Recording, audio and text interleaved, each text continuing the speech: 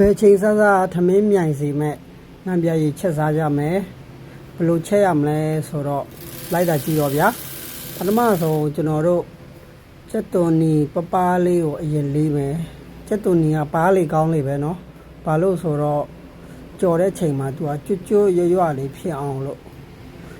ချက်သွန်နီလီပြီးရတဲ့အထိကျွန်တော်စောင့်မယ်ဗျာဗီဒီယိုကနည်းနည်းလေးရှည်တော့တီးခံပေးပါချက်သွန်နီကိုကျွန်တော်လီးပြီးတော့တဲ့ချိန်ကြရင်စီပူတဲ့ကိုမီအေးအေးလေးနဲ့ကြော်မယ်ဗျ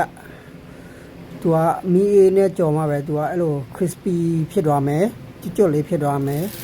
ကြော်ပြီးတော့တဲ့အချိန်ကြရင်ကျွန်တော်တို့စကားတွေကိုကျွန်တော်တို့ထည့်လိုက်မယ်ထည့်ပြီးတော့ပြီးဆိုရင်တော့ကျွန်တော်တို့ချက်သွန်နီကိုအိုးထဲပြန်ထည့်မယ်ငြုတ်တီးမုံရယ်ပစုံ6ရယ်စားနိုင်တဲ့လောက်ပေါ့ကိုထည့်လိုက်မယ်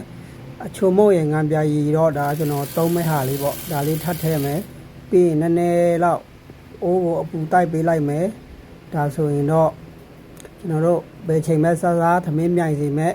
ငံပြရီချက်လေးရပါပြီလို့စားကြပါ